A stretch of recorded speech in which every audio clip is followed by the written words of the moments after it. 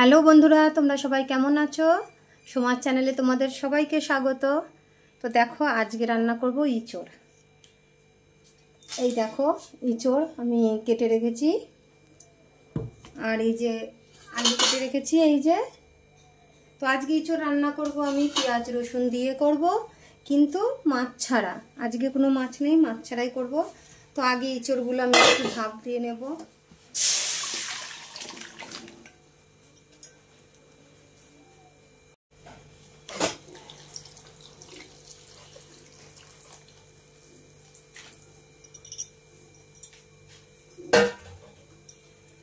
একটু হলুদ দিয়ে দেবো,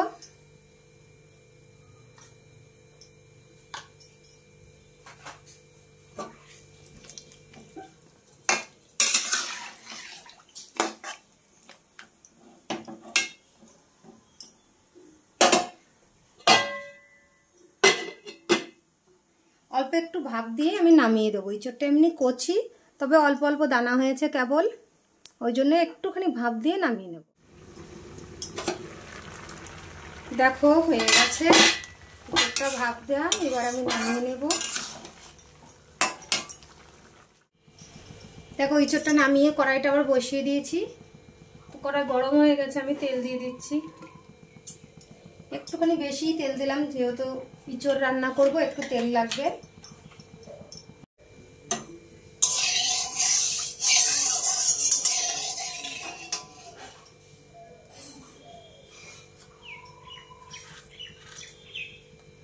আমি একটু সাদা জিরে ফোড়ন দিয়ে দিচ্ছি, আর তেজপাতা।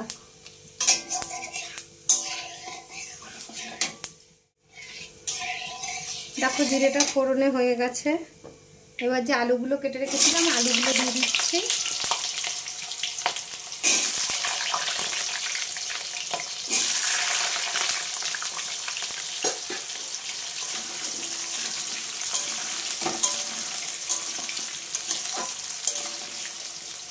আলুগুলো একটু ভালো করে ভেজে নেব।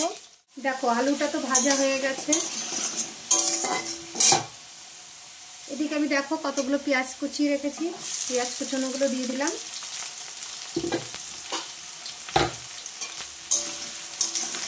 আলুর সাথেই পেঁয়াজটা ভাজা হয়ে যাবে।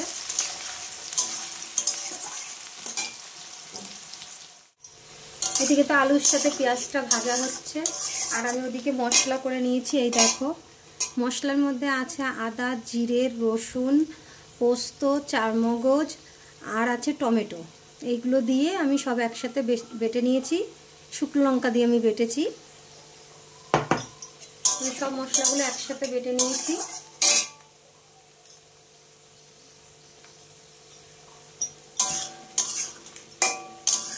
এদিকে দেখো পেঁয়াজগুলোও তো ভাজা হয়ে গেছে। আমি এবার ইঁচড়গুলোকে দিয়ে দিচ্ছি।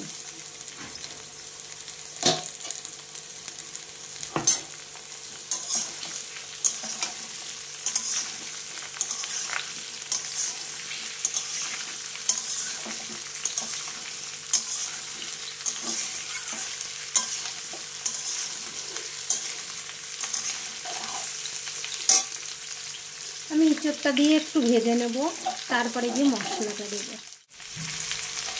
দেখো ইঁচড়টা তো হয়ে গেছে, যতটুকুনি ভাজার দরকার ততটা ভাজা হয়ে গেছে। এবার আমি মশলাটা দিয়ে দেবো।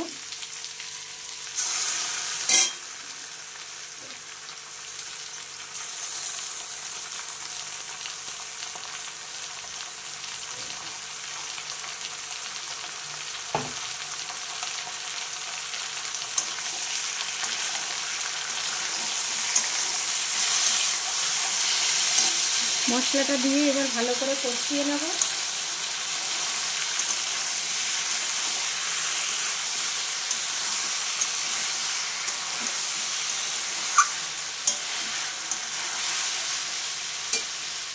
তো দেখো আমি খানিকটা একটু কষিয়ে নিলাম মশলাটা দিয়ে।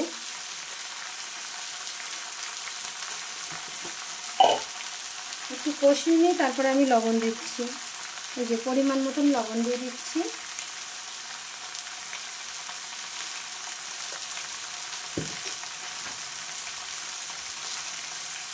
পরিমাণ মতন হলুদ দিয়ে দিচ্ছি। আমার চামচটা তো একদম ছোট, আমি 3 চামচ দিলাম।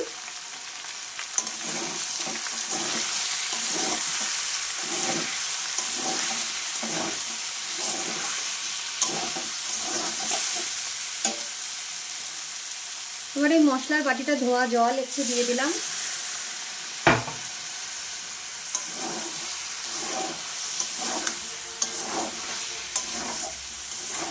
একটু জল দিয়ে কষালে পরে কষানোটাও সুন্দর হয়।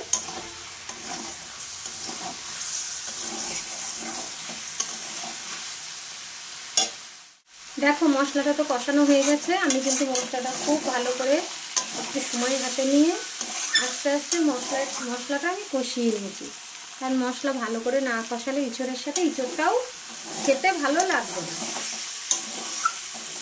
সেই জন্য আমি খুব ভালো করে কষিয়ে নিয়েছি। এবার আমি জল দিয়ে দিচ্ছি।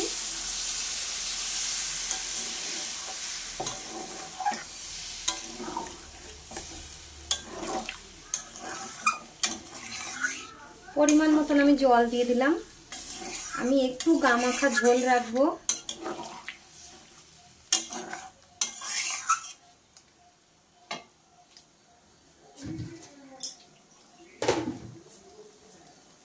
আর একটু জল লাগবে, আমি আর একটু জল দিয়ে দিচ্ছি।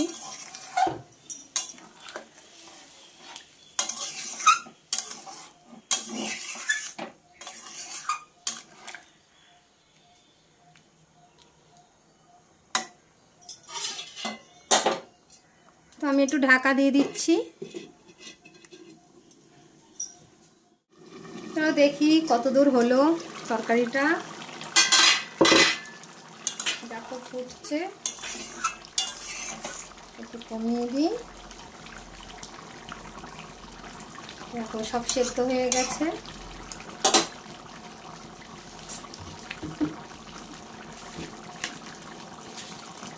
আমি একটু মিষ্টি দেবো, যে যেমন খাও তোমরা সেরকম দেবে। একটু মিষ্টি না দিলে তো ভালো লাগে না এঁচড়ে।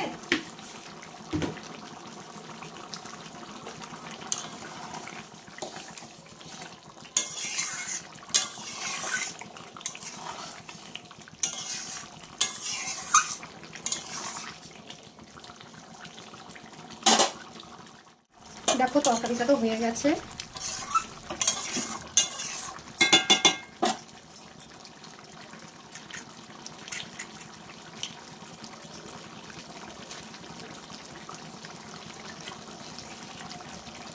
আমি নামানোর আগে একটু ঘি দিয়ে দিচ্ছি। আমার চামচটা একদম ছোট, তাই এই চামচটার আমি 2 চামচ মতন ঘি দিয়ে দিলাম। আর এই যে গরম মশলা, আমি একটু গরম মশলা দিয়ে দেবো।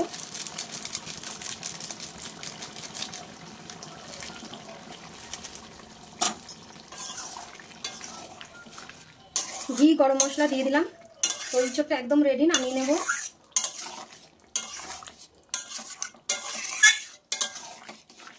দেখো হয়ে গেছে, আমি এবার নামিয়ে নেব। দেখো বন্ধুরা রান্না তো রেডি। এই দেখো ইঁচড় এরকম হয়েছে। তো তোমাদের কেমন লাগলো রান্নাটা তোমরা অবশ্যই কমেন্ট করে জানিও। আর ভালো লাগলে একটা লাইক কমেন্ট শেয়ার করো। এই দেখো ইঁচড়টা এরকম হয়েছে। মাছ ছাড়াও কিন্তু ইঁচড় ভালো লাগে, এইভাবে রান্না করলে ইঁচড় খুবই টেস্ট হয়। তো যাই হোক, আমার রান্না আজকের মতন এই অবধি। তো পরের ভিডিওতে আবার দেখা হবে। তো টাটা বন্ধুরা।